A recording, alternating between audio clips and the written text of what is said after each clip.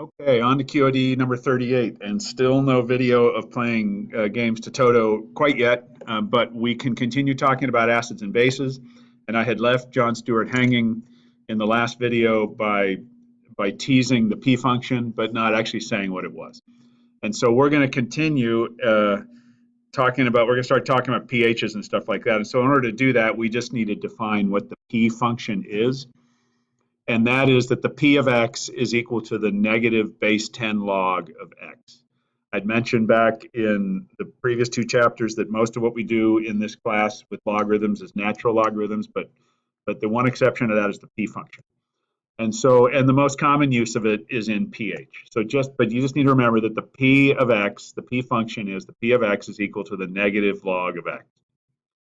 And so therefore, we can move right on to pH, which is defined as the negative log of the H plus concentration, or as it's written here, the negative log of the hydronium ion concentration. And so we can talk about, and so you will see it written both ways. And as I said before in class, you need to be able to just kind of view the hydronium and H plus as being interchangeable. And so the pH is a measurement of acidity, and it's defined as the negative log of the H plus concentration. So we can take some examples. If the hydronium ion concentration of a solution is equal to 1, then the pH is equal to 0, because the base 10 log of 1 is 0, and negative 0, of course, is 0. And so if I've got a 1 molar solution, it has a pH of 0. If I have a 0.1 molar solution, that's 10 to the minus 1. The log is negative 1. The negative log is 1. If I have a 0.01 molar solution, the pH is going to be 2. If I've got a 0.001 molar solution, which is 10 to the minus 3 molar, the pH is going to be 3, etc.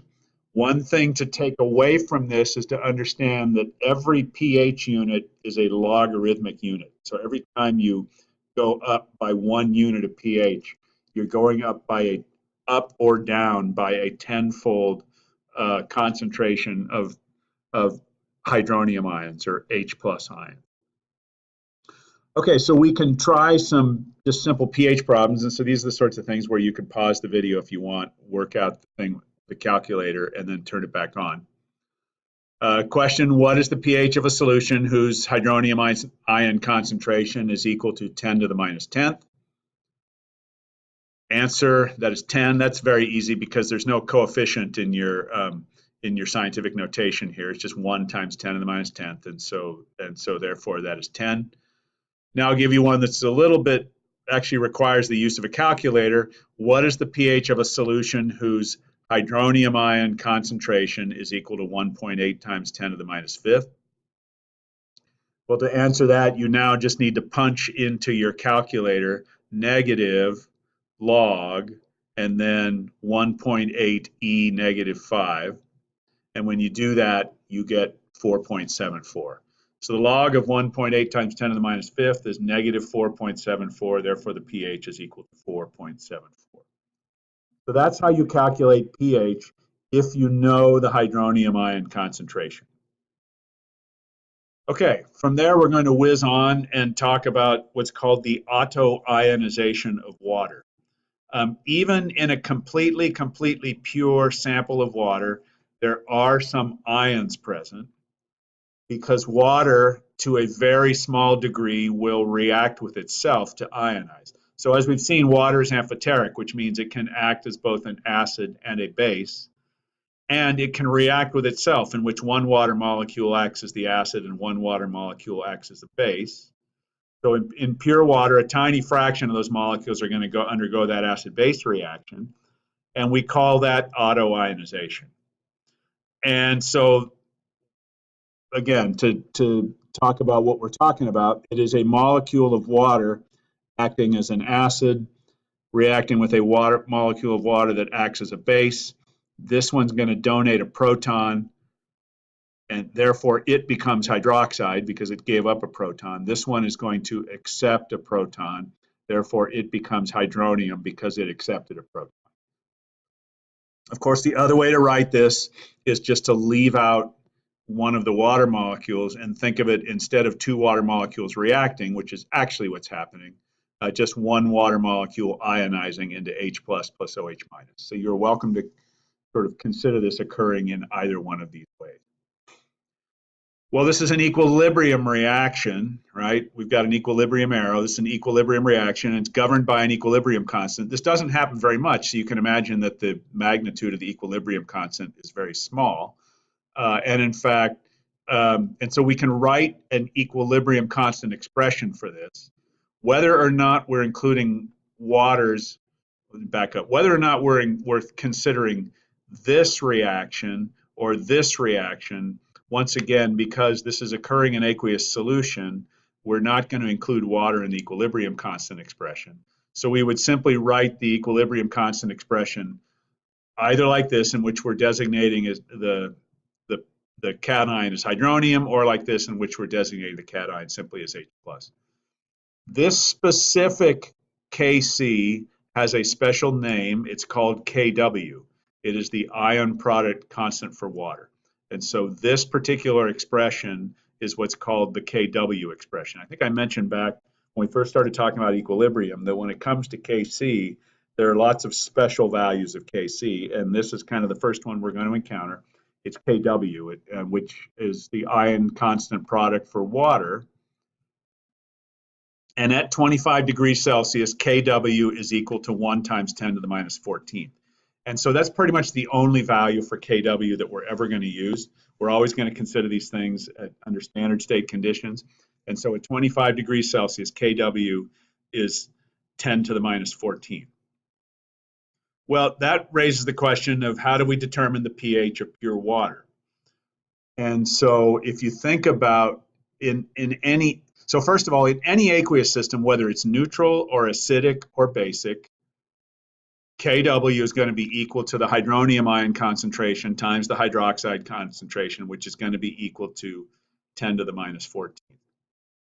In pure water, because I haven't added any additional hydronium or hydroxide to it, these two species are forming at the same rate, right?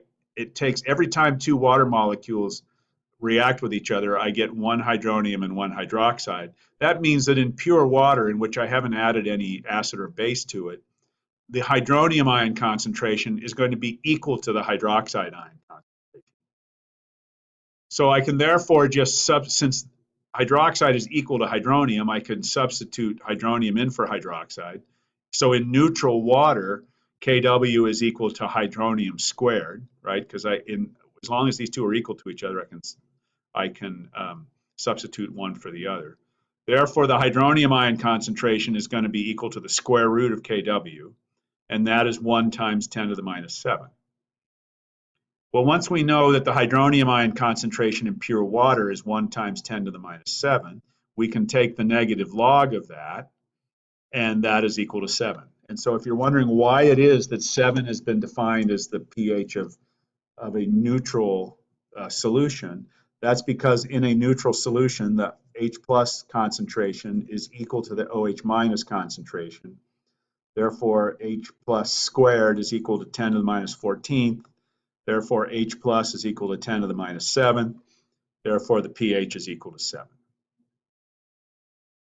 If it is an acidic solution, it's going to have a hydronium ion concentration that is greater than pure water, and therefore it's going to have a pH that is less than 7. If it's a basic solution, it's going to have more hydroxide and less hydronium than pure water. Remember, the hydronium and hydroxide concentrations are inversely proportional to each other because they always have to multiply out to 10 to the minus 14. So if the hydronium ion goes up, the hydroxide ion goes down. If the hydroxide ion goes up, the hydronium ion goes down. So in a base which has a high hydroxide concentration, the hydronium is going to be less than 10 to the minus 7, and therefore it's going to have a pH greater than 7. And so this is just in tabulated form. For an acidic solution, the H plus concentration is greater than 10 to the minus 7. The hydroxide concentration is less than 10 to the minus 7. The negative log of this is going to be less than 7. Under neutral conditions, they're equal and the pH is 7. Under basic conditions, the H plus is less than 10 to the minus 17. Therefore, the pH is going to be, I'm sorry, less than 10 to the minus 7th, and therefore the pH is going to be greater than 7. Okay, we can also define the POH function. Your book talks about this, although I don't think the College Board much cares for POH. I've been looking through some old exams and haven't seen any examples in which you need to know how to calculate or define POH. But just in case I'm wrong, we're going to do this quickly in one slide. Because it's the same P function, because again, we're using a P function, it's simply defined that POH is the negative log of the hydroxide concentration. So if we consider a solution whose hydronium ion concentration is 10 to the minus 5th, its hydroxide ion concentration is going to be 10 to the minus 9th, right? Because hydronium concentration times hydroxide concentration has to be equal to 10 to the minus 14. So if it's got a hydronium ion concentration of 10 to the minus 5th, it's got a hydroxide concentration of 10 to the minus 9th.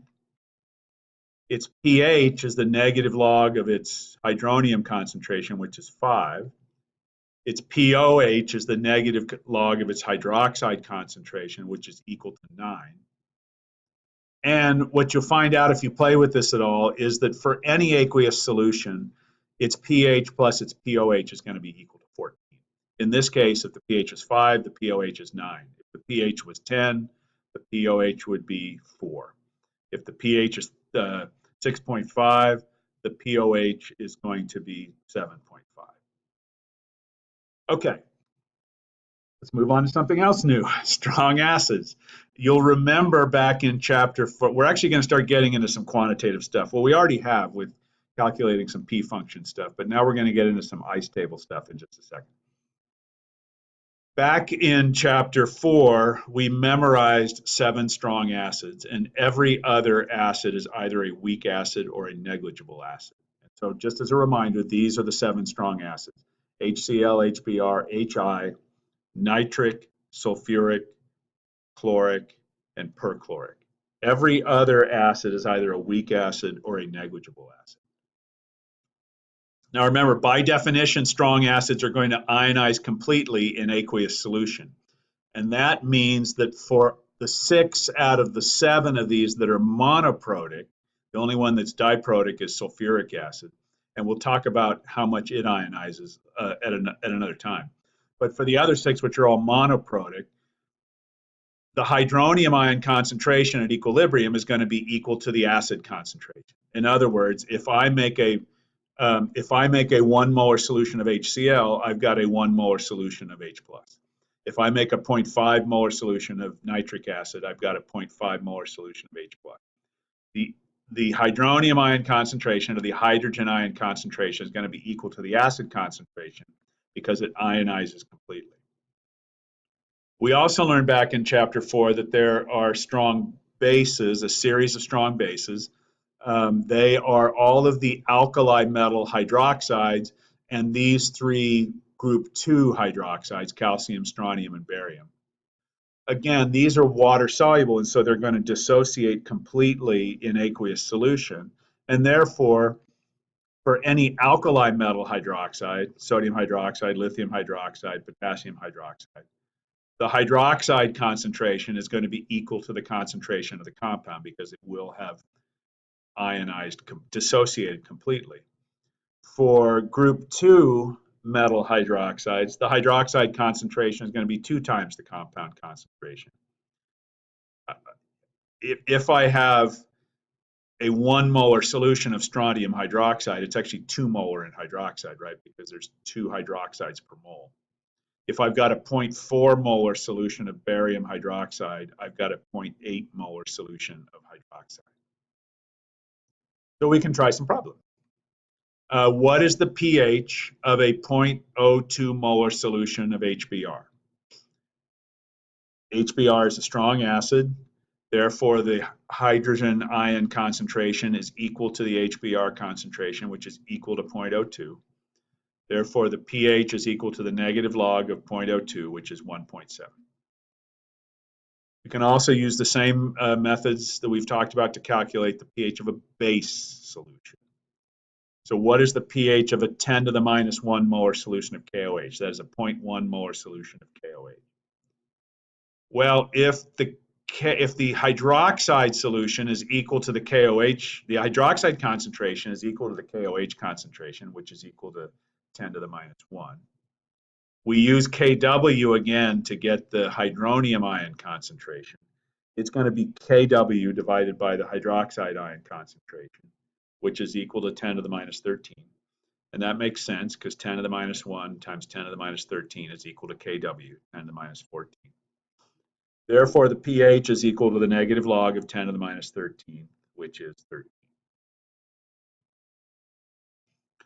Okay, now we're going to do some ice table stuff. And to do that, we have to define the acid ion. I don't actually like the term dissociation constant, and I wish I had actually changed this before I wrote this, before I started the recording.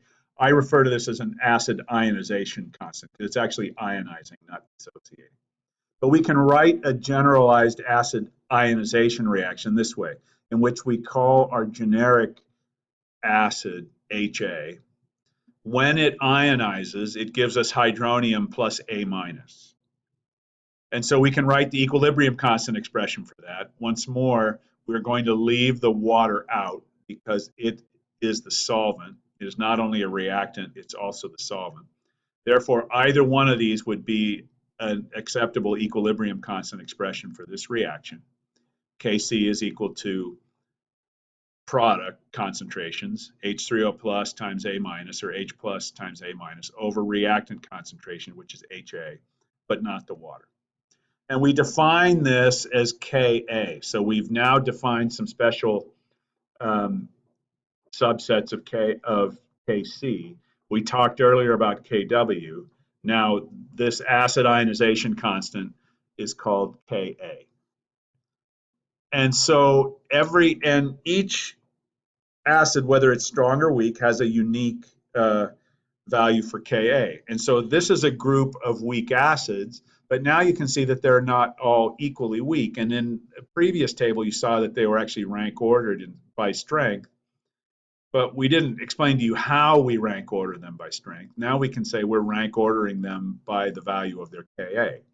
And so the higher the Ka, the stronger the acid.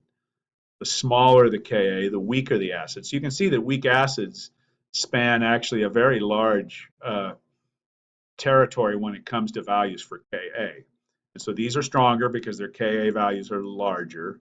These are weaker because their Ka values are smaller.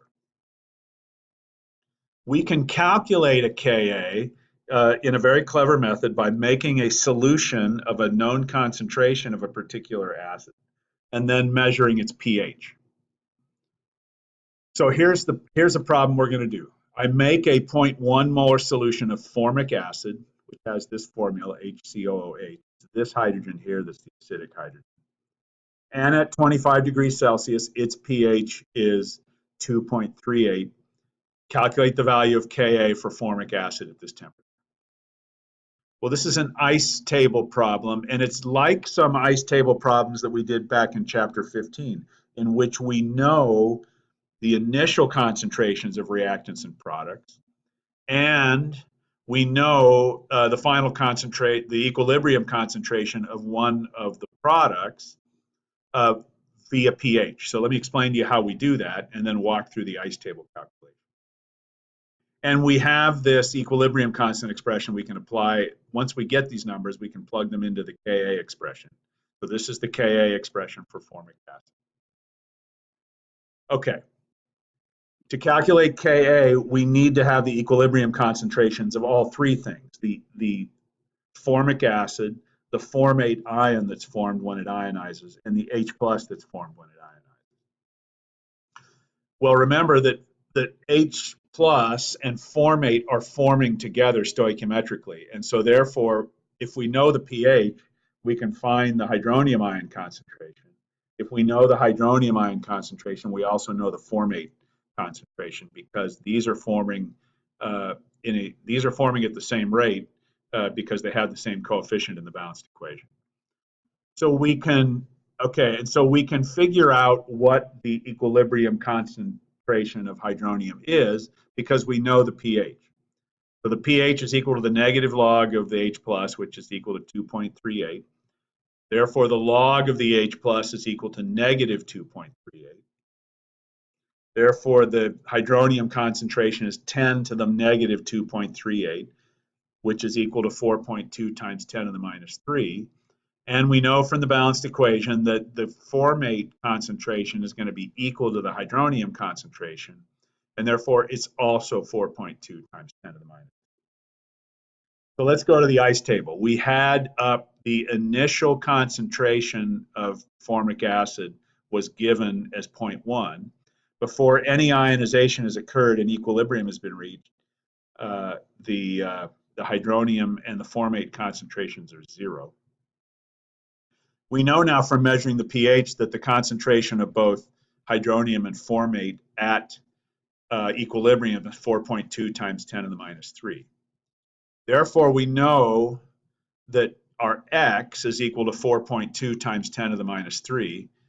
The products are forming the change in concentration of the products to get as we reach equilibrium is plus 4.2 times 10 to the minus 3. The change in concentration of the reactant as we reach equilibrium is minus 4.2 times 10 to the minus 3.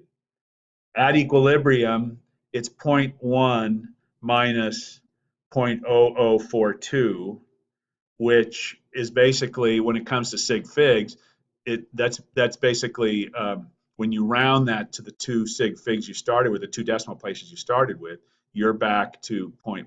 And so actually the change in concentration of the acid is insignificant compared to its initial concentration. We have the equilibrium constant expression. We can plug those values into the Ka expression, and we get the value of Ka for formic acid being 1.8 times 10 to the minus 4. We can also calculate one more thing, which is called percent ionization in this case, which simply means to what extent did the reaction occur, to what percent did the reaction occur. So that's going to be defined by the concentration of the product, hydronium, over the concentration of the reactant, the weak acid, times 100%. In this case, the hydronium concentration at equilibrium was 4.2 times 10 to the minus 3. The formic acid concentration initially was 0.1. When I divide one by the other and multiply by 100, I get a 4.2% ionization. And I've been saying over the course of the year that weak acids tend to ionize on the order of like between 1 and 5%. It depends both on the Ka of the acid and also the initial concentration of the acid, as we'll see as we move through this chapter. Okay, I've been sprinting to the end of this video. What kind of a thing can you expect to get on a QOD? I would certainly expect you to be able, using a calculator, to calculate pH from H plus concentration or vice versa. And also just to be able to understand some of the basics about P functions, what the expression for HA means, what the KW expression means, things like that. So be sure to do some of the suggested end of chapter problems, and we will see you in class, and thanks for watching.